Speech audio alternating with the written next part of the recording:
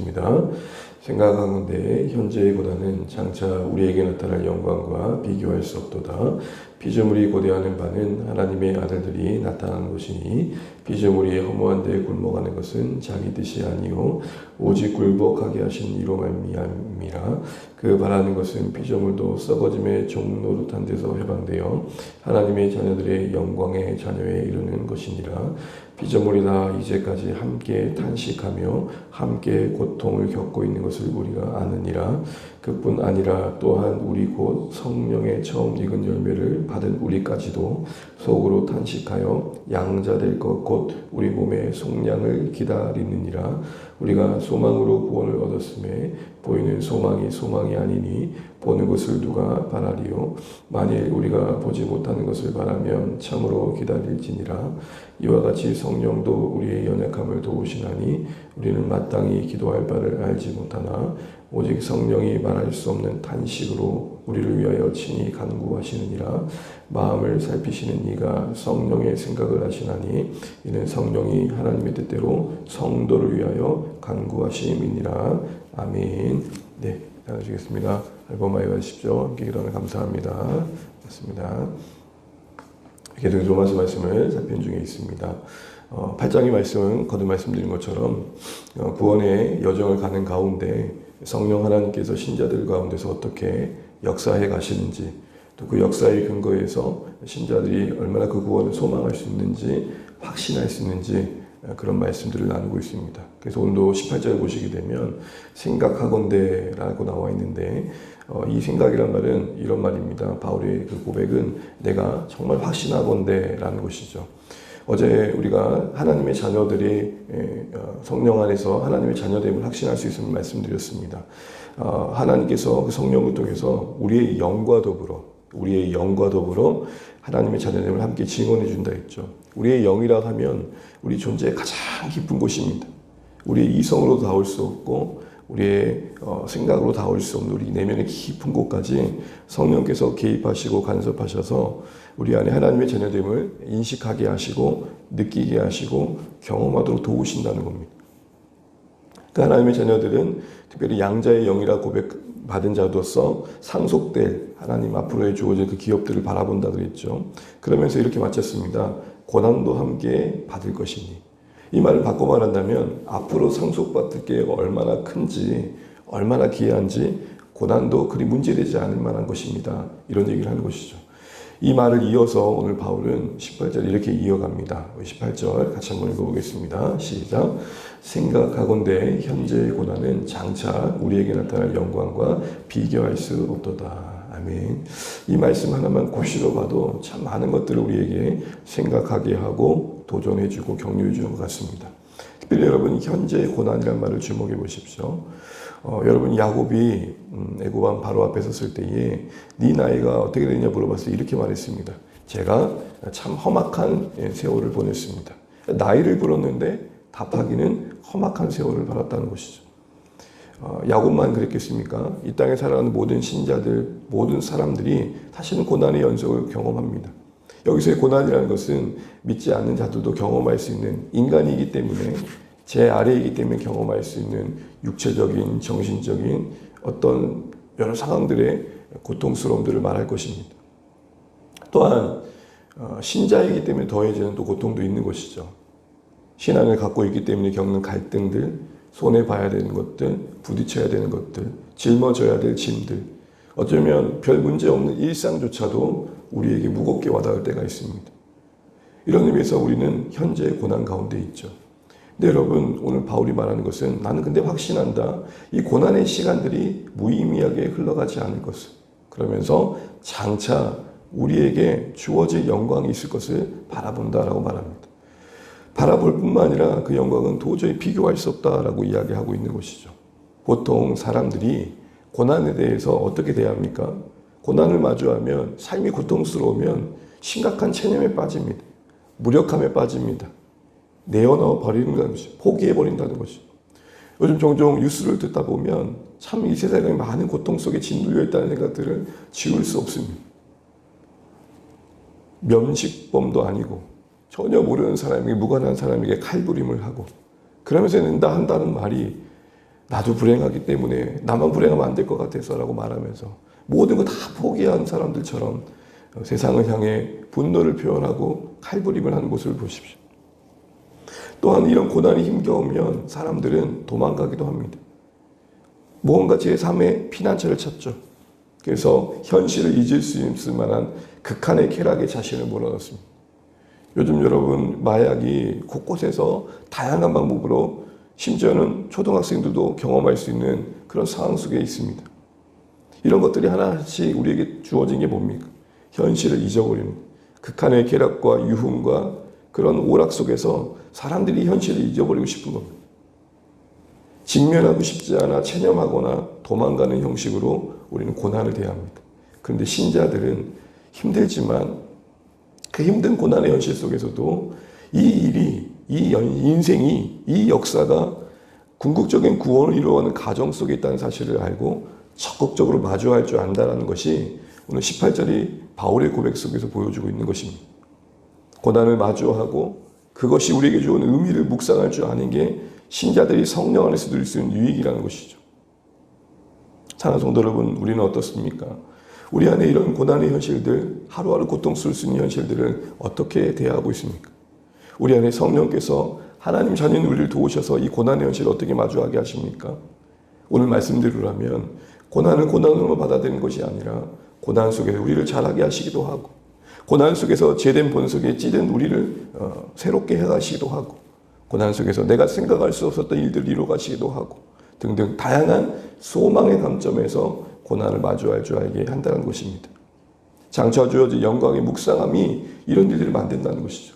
그렇게 보면 많은 경우 우리가 고난의 늪에서 헤어나지 못하고 허우적대고 있는 이유는 고난이 큰 것도 있겠지만 사실은 엄밀히 말하면 고난이 너무 커서라기보다는 우리가 마땅히 신자로서 알아야 될 미래에 장차 주어질 영광에 대한 무지이기 때문에 그럴 수 있다는 것이죠.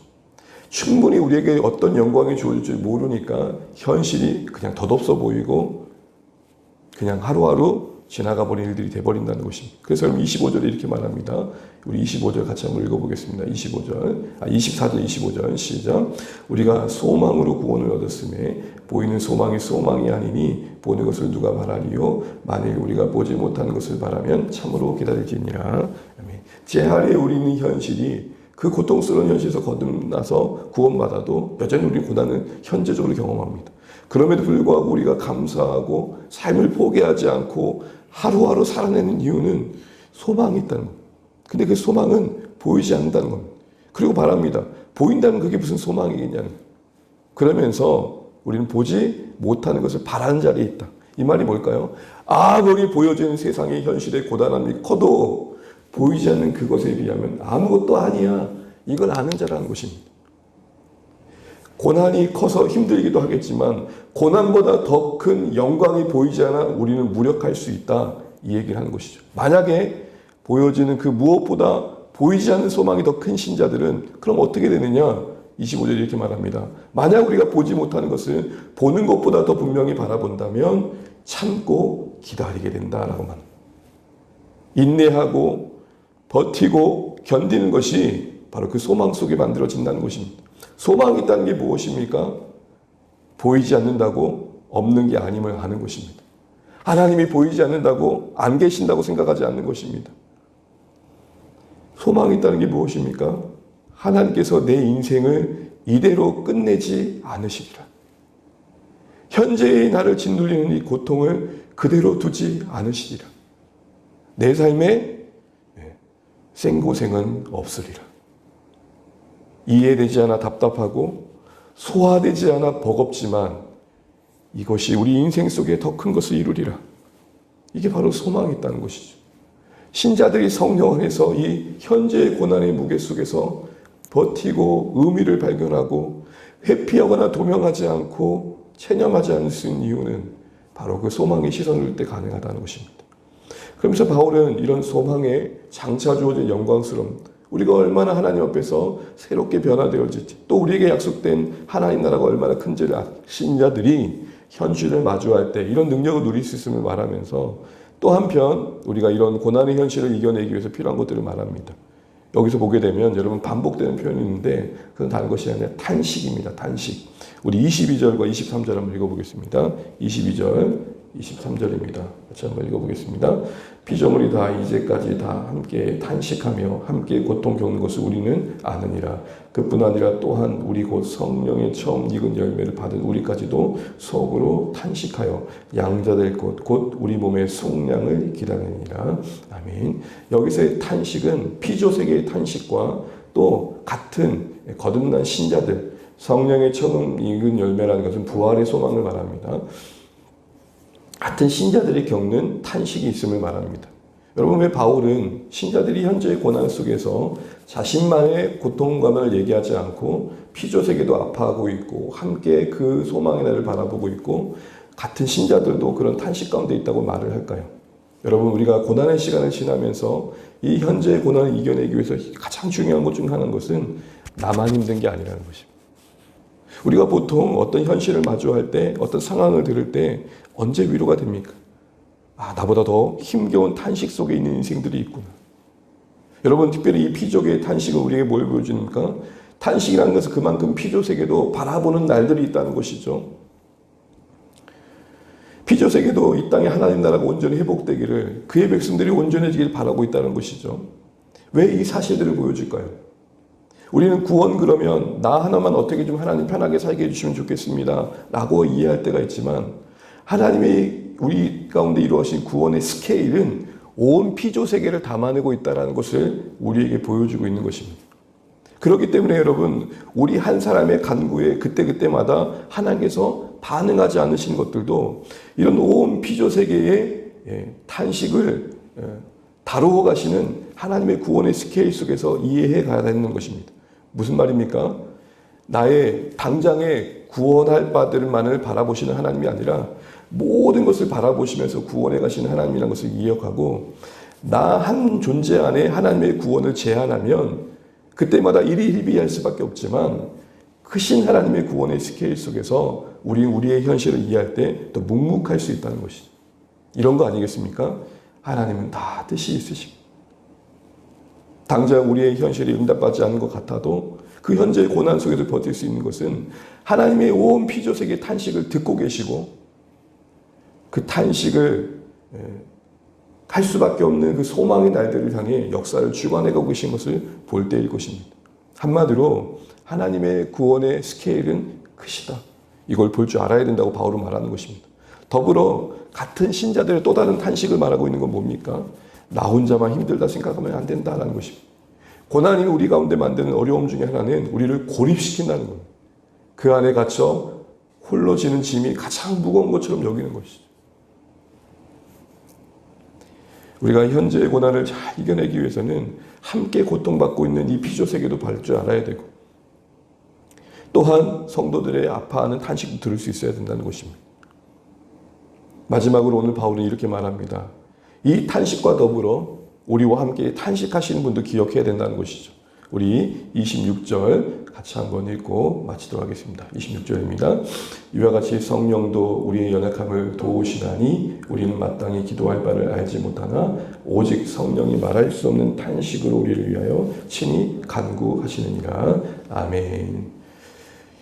피조물의 탄식이 바라봐지고 나만 힘든 것이 아니라 함께 순례의 여정을 걷는 성도들의 탄식이 들려질 때에 우리는 다만 나의 탄식만을 가지고 괴로워하지 않을 거라는 것입니다. 더 큰 하나님의 계획 속에 진중할 줄 알고 나보다 더 힘들어하는 성도들의 탄식을 들으며 함께 아파하는 가운데 우리는 이 고난의 시간들을 버틸 수 있고 지날 수 있다는 것이죠. 그러면서 그럼에도 불구하고 우리는 연약하다는 것을 잊지 않습니다. 기억합니다. 연약합니다. 그런데 그것을 지날 수 있는 이유는 성령께서 우리도 의식할 수 없는 간절함으로 붙드심으로 우리를 위해 중보하고 계시다는 겁니다. 신자들은 이런 하나님의 성령 하나님의 탄식하심을 귀 기울일 줄 알아야 된다는 것이죠. 홀로 있지 않다는 것입니다.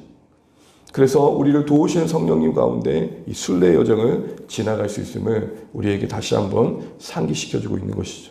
여러분, 여기서 우리는 한 가지 기억할 것이 있습니다. 연약함을 도우신다고 합니다. 우리가 이 고난의 시간을 지나면서 인정해야 될 것이 한 가지가 있습니다. 우리는 연약하다라는 것입니다. 최고의 신자는 누구일까요? 자신의 부족함을 겸손히 인정하고 무릎 꿇을 줄 아는 것입니다. 최고의 부모는 누구일까요? 내 실력으로 자녀를 하나님 자녀답게 만들 수 없다는 것을 알고 겸손히 무릎 꿇을 줄 알고 인정해 가는 것입니다. 우리의 넘어짐은 무엇입니까? 내 한계를 인정하지 못할 때죠. 그 한계가 주어지는 현실 앞에서 왜 안 되는지에 대한 사실 앞에서 무릎 꿇기보다는 그것을 어떻게든 내 힘으로 해보려고 할 때 찾아오는 어려움인 것이죠. 그래서 여러분, 우리가 고난의 현실을 지나면서 기억할 것은 난 연약하다. 나는 하나님의 은혜와 도우심이 필요하다. 이것을 기억하고 기도할 줄 알아야 된다는 것입니다. 우리 안에 내면에 우리 연약함을 붙들고 기도하시는 성령님의 음성에 함께 우리도 발맞춰서 그 탄식에 귀 기울이며 그 탄식하심에 함께 동참하며 기도할 수 있어야 된다. 이 얘기하는 것입니다. 이제 말씀을 읽겠습니다. 오늘 바울은 신자들의 여정 속에 현재의 고난을 이야기합니다. 불신자들도 고난을 받지만 믿는 신자들은 더한 고난 속에서 믿는다는 사실 때문에 겪는 더 큰 고난통 속에서 이 시대를 지나갑니다. 그러나 여러분, 고난을 회피하거나 도망갈 것이 아니라 다시 한번 그 고난의 현실 속에서 우리가 살아가야 할 이유는 장차 영광이 크다는 것입니다. 또한 이를 위해서 우리는 하나님이 이 피조세계의 탄식과 성도들의 탄식을 들어야 된다는 것을 기억하십시오. 홀로 힘든 것이 아님을 알라는 것입니다. 더하여서 성령께서 우리의 탄식으로 함께 하시는 것들을 들을 수 있어야 한다는 것이죠. 홀로 있지 않고 성령께서 중보하고 계시고 기도하고 계시고 그 기도의 음성에 함께 우리도 마음을 모아 무릎 꿇을 수 있어야 되는 것이죠. 그래서 여러분, 고난의 시간을 지나면서 우리의 필요한 자세는 우리는 연약합니다. 주님 도와주십시오. 날마다 엎드리는 것입니다. 그런 가운데 장차 주어질 영광을 더 크게 바라보며 소망으로 하루하루를 지나가는 것이죠. 오늘도 주신 말씀을 기억하면서 현재의 고난 속에 있는 신자들이 성령과 함께 어떻게 살아야 될지를 보여주는 이 말씀 앞에서 오늘도 다시 한번 하나님 이 새벽에 기도하실 때 하나님 내 눈을 열어서 오늘의 현실보다 더 큰 장차의 영광을 보게 해주십시오. 마땅히 알아야 할 그 미래의 영광에 무지하지 않게 해주십시오. 기도하시면서 오늘도 주시는 은혜를 붙들고 살아내시기를 결단하시는 오늘 말씀 되시기를 바랍니다. 우리 같이 기도하겠습니다. 하나님, 오늘도 주신 말씀 붙들고 기도합니다. 현재의 고난을 이길 지혜에 우리에게 주어질 장차의 영광이 그 무엇도 비교할 수 없는 것임을 아는 것임을 말합니다. 또한 홀로 탄식하는 것이 아니라 함께 탄식하는 성도들이 있고 또 하나님께서 피조세계의 그 탄식을 듣고 계신다는 것을 우리가 함께 알아야 될 것입니다. 하나님의 구원은 나 혼자 살리는 데 있지 않고 온 만물을 새롭게 하시는 데 있다는 것이죠. 그 구원 규모의 큰 규모의 구원의 그 현실 속에서 우리도 한 부분을 차지하고 있다는 사실 속에 구원을 이해할 때에 당장의 하나님의 일하심에 일희일비하지 않을 것입니다. 하나님은 일하고 계시고 진중하게 묵직하게 우리는 이 현실을 마주할 수 있을 것입니다. 더하여 우리 홀로 있지 않습니다. 성령께서 함께 탄식함으로 나도 의식할 수 없는 간절함으로 나의 연약함을 붙들고 기도해 주신다고 합니다. 그러니 우리도 같은 마음으로 주님의 마음에 동참해서 우리 연약함을 겸손히 인정하고 주의 은혜를 구하는 것이 이 고난의 현실을 지나가는 지혜임을 깨닫게 됩니다. 오늘 이 시간 기억하면서 하나님, 나의 연약함을 맡깁니다. 하나님, 내 눈을 열어 더 큰 소망을 보게 해주십시오. 하나님, 나의 길을 열어 아파하는 자들의 아픔을 함께 듣게 해주셔서 하나님, 이 고난의 시간들을 의미 있게 하나님 뜻에 합당하게 보내게 해달라 기도해 가시면 좋겠습니다. 또 교회를 위해 기도해 주시고 또 우리 기도하던 제목대로 또 내일부터 교회 학교가 또 시작되는데 여름 신앙 훈련들이 잘 진행될 수 있도록 기도해 주시기 바랍니다. VIP를 품고 섬기는 위해서도 기도해 주십시오. 그리고 우리 사랑하는 성도들의 삶의 일상 속에 은혜가 있도록 연약한 가운데 하나님의 도우심이 있도록 기도해 주시기 바랍니다. 이 나라의 민족을 위해서 세우신 교회들을 위해서 선교제를 위해서 다시 한번 기도하시고 각자의 기도 제목과 기도하시고 오늘도 승리하시는 복되한 날 되시길 바랍니다. 기도하겠습니다. 하나님 은혜를 감사합니다. 오늘도 우리가 하나님의 은혜와 긍휼을 바라봅니다. 하나님 아버지, 그 크신 구원의 그 계획 속에 우리의 인생의 구원이 있음을 압니다. 하나님, 버겨운 현재의 고난을 생각하며 홀로 하나님 아버지 정말로 힘들게만 여기지 않게 도와주시고 온 피조세계가 아파하고 있고 또한 하나님 이 땅 가운데 힘겨워하는 또 다른 누군가의 탄식이 있음을 기억지 않게 도와주십시오. 하나님, 정말로 하나님 이 땅의 탄식을 느끼게 해주십시오. 모두가 그 소망의 날들을 기다리고 있다는 것을 잊지 않게 도와주시고 하나님 우리에게 약속된 장차 그 큰 영광이 하나님 그 무엇과도 비교할 수 없는 것이 되게 하셔서 하나님 아버지 이 세상에 무지하지 않게 도와주시고 하나님 그 영광을 아는 자답게 현실의 고난을 마주할 수 있도록 인도하여 주시기 원합니다. 죽음의 고통까지도 하나님 아버지 넉넉히 이겨낼 수 있도록 역사해 주시기를 간절히 바랄 원합니다.